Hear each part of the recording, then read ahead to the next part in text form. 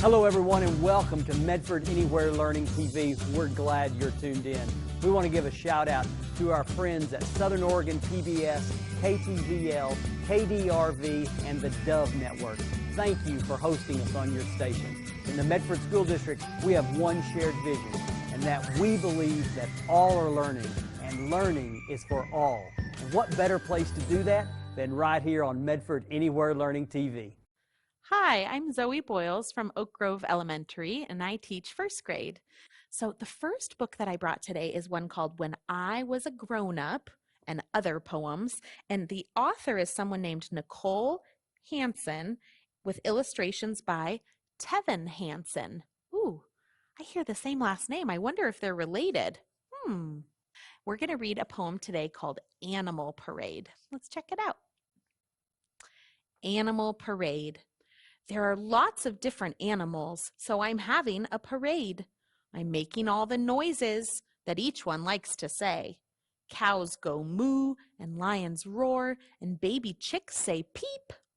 But what do tall giraffes say when getting leaves to eat? If monkeys ooh ooh ah ah, and pigs say oink a lot, then what do little fishies say when it's really hot?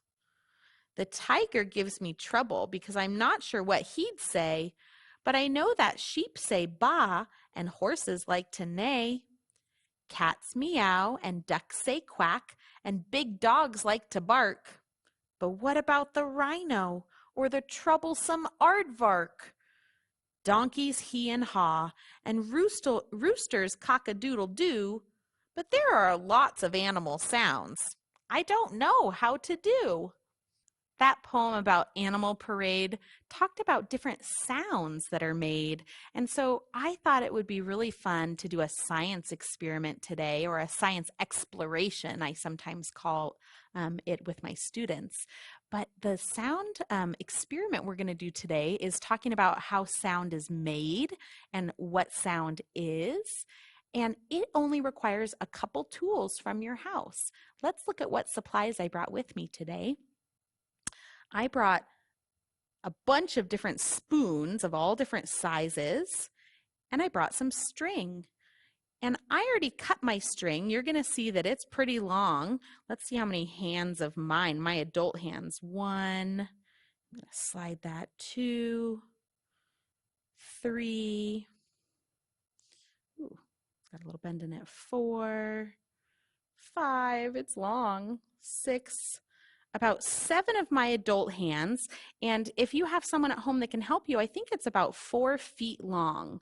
So what you need to do is cut a piece of string, and we're going to put it underneath the spoon. So before I get started, let's just talk for a minute about what this experiment is going to do. And so this experiment is going to teach us about how sound is made. So we're going to do a little setup for this experiment, and then we're going to do something silly with it. When I do this with my students in class, they look at me like I've gone crazy wackadoo when I tell them what to do. And I tell them, trust me, it's really, really fun. And so what's going to be kind of unusual is that when I'm teaching you here on TV, I can't let you use my supplies to actually do the experiment. So the only way that you're going to be able to trust me and know that there's something cool that happens is if you try it at home.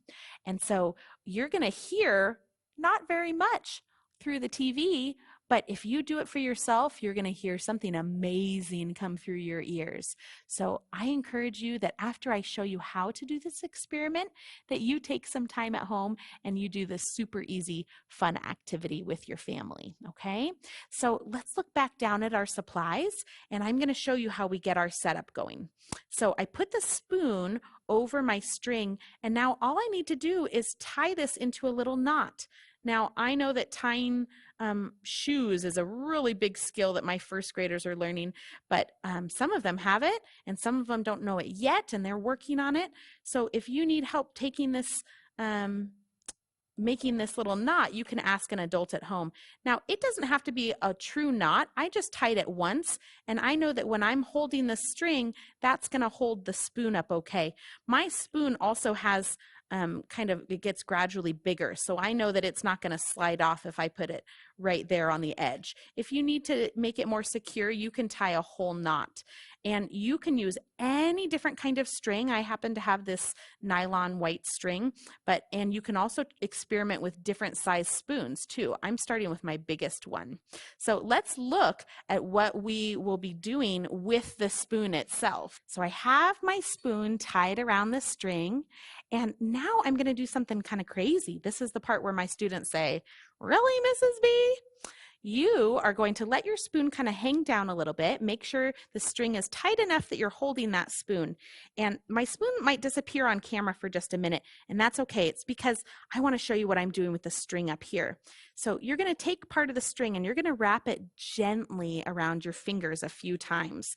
Now, be mindful of how that feels on your body, and if it doesn't feel safe or it feels too tight, please make sure to get an adult's help or stop doing it altogether. Okay, so you want to make sure that your spoon is roughly in the middle. It's okay if it's not perfect.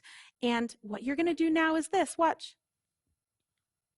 Ooh, I'm going to put my fingers in my ears. It kind of reminds me of like when somebody doesn't want to listen and they say, la, la, la, la, la.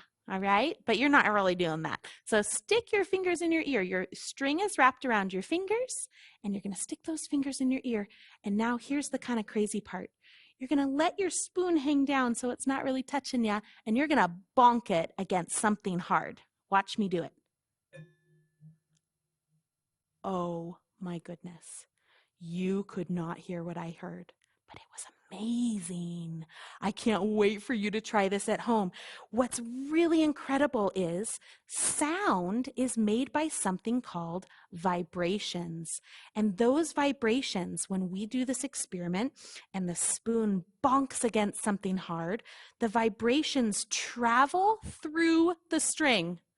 I know. Like they go up the string, they make the string vibrate. And because I'm holding it in my ears, those vibrations go all the way into my ear. And the sound travels into my ear and I hear something. Now, you might have heard the bonk sound of the spoon against this table, but trust me, that is not the sound that I heard in my ears. The sound that I heard in my ears was glorious. And I'll tell you what it was like. It was kind of like one of those really big gongs.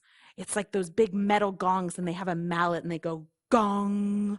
And it makes this really incredible sound that does what we call reverberate. Reverberate means that the sound doesn't just go and stop, it keeps going.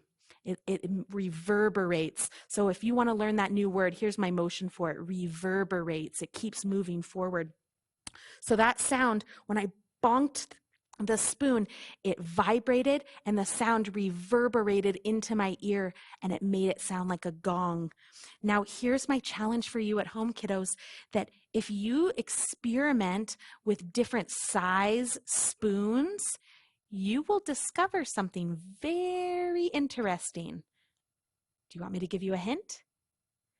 They won't all sound the same.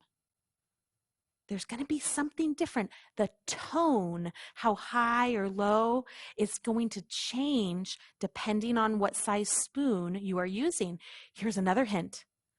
Depending on what you bonk your spoon against, a table or something that's hard and plastic, or something that's big and soft like a pillow, or something that's metal like a chair leg, it's going to make a different sound. So go ahead and get your string and some spoons and have fun experimenting with the science of sound. I'm back with some more poems, and this poem is by my favorite author that writes poetry, and it's Shel Silverstein. This book is called Where the Sidewalk Ends, and it's just one of many books that he wrote with some silly poems. So this is a really sweet one, and it's very short. Did you know that poems don't have a size that they have to be? They don't even have to rhyme. A lot of poems do, and this one does. So let's listen. This poem is called Hug a War. Kind of sounds like tug a war. Let's listen. I will not play at tug a war. I'd rather play at hug a war. where everyone hugs instead of tugs, where everyone giggles and rolls on the rug, where everyone kisses and everyone grins and everyone cuddles and everyone wins. That sounds like a better game than tug of war to me. So we've been checking in with ourself. We have checked in with where we are in the world, and we've checked in with where we are interacting with those of us that have people at home with us. So our brothers and sisters and cousins, and even our moms and dads and aunties and grandmas and grandpas. So we're going to do an activity today that is checking in one more time on how we are talking to those people in our lives, because again, I know that it's hard to be around all these people for so long and so much time. We're just not used to it. We're used to getting some breaks from these people. Even if we love them so much, we can still love them and still need some of our different times, like at school and at our different activities. So we're going to do a little activity today where we talk about what it feels like to maybe forget how to use kind words. And so I brought several supplies today. I brought some paper, and I am showing you different supplies that you might have at home that you could use. And I have lots of different kinds and colors of pens and crayons. We won't need all of these supplies for this activity, but you might have some of these tools and want to bring them into you doing this activity at your house. So I brought lots of different colored paper. I brought some what's called cardstock. It's like a thicker paper. And I even brought a piece of scratch paper. And scratch paper just has something random on one side, and that's not the side we need. We want to use the blank side. So that's actually the paper that I'm going to use today. And I will show you, I am going to draw. I think I'm going to use crayons today, but I could have chosen any one of these tools. I am going to draw something on here that I will hold up to show you. And this is my friend Carlos. Oh, I should give him a little face. Let me give him a little face. And here's Carlos. And now I call this a quick pick. So a quick pick means something that is not perfect and it might not have all the detail, but that is A-okay. So this is Carlos. I can tell that he's a person. He's got a head, he's got a face, he's got arms, a body, and some legs. Now, let's pretend at home that Carlos is someone that you interact with on a day-to-day basis. So maybe that's your brother, or maybe it's a sister, or maybe it's a cousin or an auntie. Maybe it's a neighbor that your mom watches while their mom goes to work. So think of someone in your life that you have to share things with, or sit next to when you eat, or play video games next to, okay? And so for me, I'm going to picture that this is one of my boys at my house, and I'm going to pretend that I'm my other son Jack. So this is maybe Charlie to me, and I'll pretend that I'm Jack today. But you at home pretend that my little Carlos is someone that's in your life. Now, you might be having a fine day. So we're going to play pretend in our world and pretend that we wake up in the morning. Oh, and there's Carlos, and there he is standing by the side of your bed. And that kind of bugs you because when you wake up, you're a little bit grumpy. But so instead of saying, Carlos, can you please leave me alone for a minute? You say, get out of my room. Oh, let's see what starts to happen to Carlos. Oh, look what I did there. Now, Carlos leaves your room and he feels a little bit bad because he didn't know that you were going to be kind of grumpy when you woke up. So he goes to get some breakfast. And you leave your room and you go to get breakfast and you discover that Carlos finished the last of the crunch berries and you were looking forward to having the last of those crunch berries. So you are mad. And so you said, Carlos, those were my crunch berries. Oh my gosh, you yelled at Carlos. Look at how he's starting to feel now. And so Carlos is not feeling that great. And so he decides to try to leave you alone. And when he goes to play with the Hot Wheels cars. And the Hot Wheels cars, there's some really fast ones, and there's some dump trucks and some diggers and some different kinds of vehicles there. But you were really looking forward to playing with those diggers. And he was using the diggers. And so you say, instead of saying words to him, maybe you grab that digger out of his hand and you run away with it. And Carlos is left feeling not so great. Look at poor Carlos. Oh man. And by the end of the day, so many not kind things or not kind actions have been put against Carlos that this is how he's feeling. If we could put words to this picture, to this crumple that I did, what words would you put to that crumpled paper? I might put sad. I might put lonely. I might say disappointed or scared or angry or upset. There's a lot of feeling words that we could put to how Carlos might feel at the end of his day. Now, maybe Carlos goes to sleep like that. Poor Carlos. And in the morning, you wake up feeling pretty bad about how Carlos maybe went to sleep. And so first thing the next morning, you go and find Carlos and you give him a hug. You say, "May I please give you a hug?" And you give him, and he says, "Yes, you may."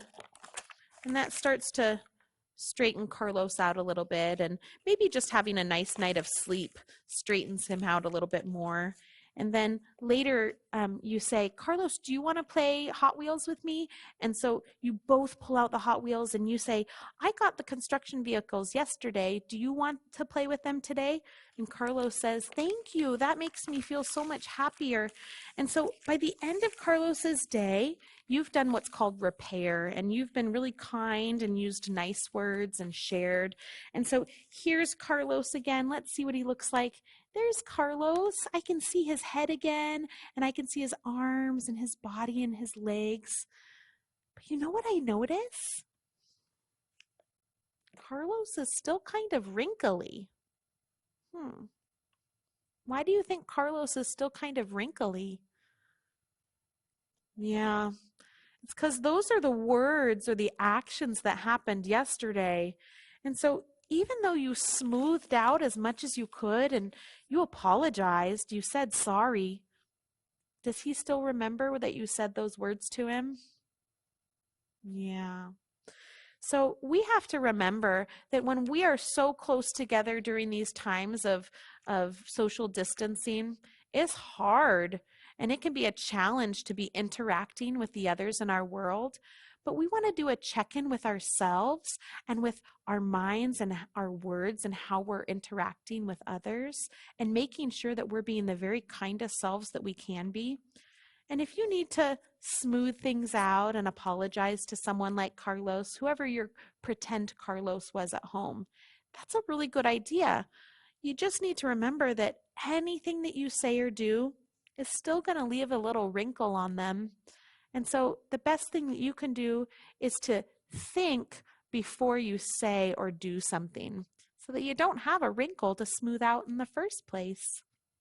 I hope that this was an interesting lesson to you, and that if you have a Carlos in your life that you know there's a little wrinkle you need to smooth out, you can go and tell him right now, okay? You're brave. I believe in you. We'll talk to you soon. Oh, no. So I just did this lesson about my crinkled Carlos, and right as I was cleaning up, I made a big mistake. Look at this mess I made. I had all these really nice cups of crayons and pens and paper, and I just bumped the table when I was putting Crinkled Charlie away, and everything just went all over the place. Oh, I don't know what to do. I feel kind of frustrated, and I'm getting kind of mad at myself because now I have to clean up this mess, and I had something else I wanted to teach you, but now I have to wait to teach you because I have to clean up the mess. I can't just leave this here. Does this ever happen to you? It was just a mistake. I didn't mean to do it, but now I have to stop and fix it. And it doesn't make it feel better, like knowing that I have to fix it. In fact, I'm starting to feel like I'm going to the red zone. My brain is starting to flip its lid, and I'm feeling mad because now I kind of want to blame someone else, like the table. This table shouldn't have been in the way, and it's the table's fault. It wasn't my fault. I didn't do anything wrong. Ugh. All right, time out. This is what they use in sports to take a break. So I'm going to time out because you know what I see? My anger is starting to rise, and I can feel my heart. Let me feel it for a minute. Yep, it's starting to bum, bum, bum, bum, bum. It's starting to beat faster. And I know that that means that I'm getting angry and I need to do something quick to cool myself off. Now, if you've been watching for a while, you maybe saw an episode that I got to teach you about mindfulness. And so I'm being mindful right now that I feel my body is changing and I feel tenser and I can see my eyebrows are going down. So I know I'm getting kind of mad. And so I know I need to stop. I need to take my time out and I need to do something to cool off so that I don't have a bigger explosion. Do you ever feel like that sometimes? Like your friend took your toy and you weren't ready to be done with it, or you have an accident like me. Maybe you spill the milk when you were pouring some cereal. And so all you want to do is scream or blame someone else or yell at them. But what you also need to do is realize, oh, that does not feel good. It doesn't feel good to be mad, and it doesn't feel good to yell at someone else. In fact, they'll kind of become a crinkled Charlie if you yell at them, huh? Or a crinkled Carlos, sorry. And so what I need to do is stop and maybe just look at what the mess is, and maybe I can solve it. I can solve it by myself, and maybe an adult doesn't even have to help me. So let's look at what I have to fix. So I already picked up my cups because I knew that there was stuff in my cups. I'm going to go ahead and maybe put my cups to the side here because I know that there were things that went in the cups. So I think what I need to do is kind of get organized. And so I know that I had my big pens in here. So I'm going to start by just picking up the big pens, because if I try to pick it all up, I might just make another mess again. So, all right, I see my purple pen. Oh, here's two together. That makes it easier. Oh, it's kind of easy with these big pens because they're right on top. And oh man, there's a lot of little stuff here that's going to be much harder. But oh, and now they're starting to roll off the table. Oh, okay, but I can do this. I got this. I'm capable. And okay, one pen at a time. I'm trying not to go too fast because that'll make them just go crazy again. Okay, I got my big pens. Okay, wow, wait. That was kind of easy. That one's done. Okay, I'm making progress. That means I'm getting there. I'm making some work on this. Okay, this one had these kind of skinny pens. So let me see. Oh yeah, here is like the little skinny pens. Oh, here are crayons. Oh, I'm not ready to do the crayons yet. Okay, hold on. I don't have to go fast. I'm not in a hurry. So, okay, one pen at a time.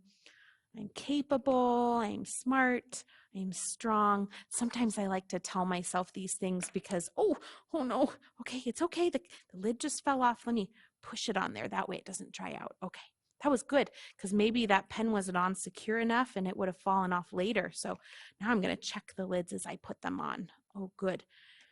Now I feel kind of good about myself. Now I'm doing a really good job because I'm making sure that my pens are good for the next time I want to use them. Oh no. Okay. One fell off the table. I can get that later. That's okay. And this tipped over, but luckily they didn't all fall out. So I did it. Okay, I'm still making really good progress and just a few more to go. I can see here, I'm going to kind of hold my pens. I'm trying to be smart about how I do this so that I don't make the mess bigger again. I'm almost done with my pens. Wow, this is getting easier. And, I think staying organized with my cleanup is really helping. I didn't try to just do it all at once and make a bigger mess because I think that would have made my heart start beating faster and my breath start going too fast too. So there we go. I did it. Okay, now I have 1 cup of big pens and 1 cup of the skinny pens. Hey, this part looks really easy now. All I have is the crayons, so I can even pull my cup closer so that way I don't have to move so much. So now my cup is really close. Okay, this is easy. And it makes that fun clicky sound as they go in. Listen, I kind of like that sound. All right, I'm almost done. 3, 2, 1, blast off. Oh, I kind of made it into a game. Hey, I got it all cleaned up, and now all I have to do is stack this paper. Look at me. I'm feeling really proud of myself right now because I made a mess, but I got to fix it all by myself.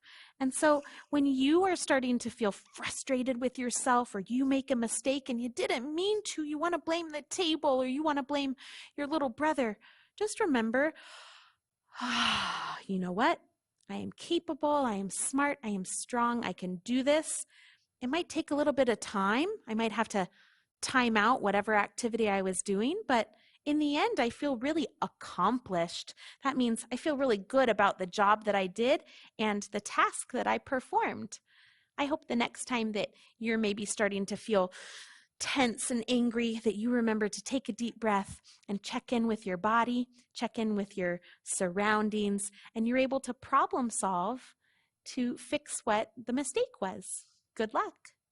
All right, kiddos. Well, I have another little poetry break for you today, and this is with another new poetry book that I haven't used yet. So let's take a look and see what I'm going to read to you today.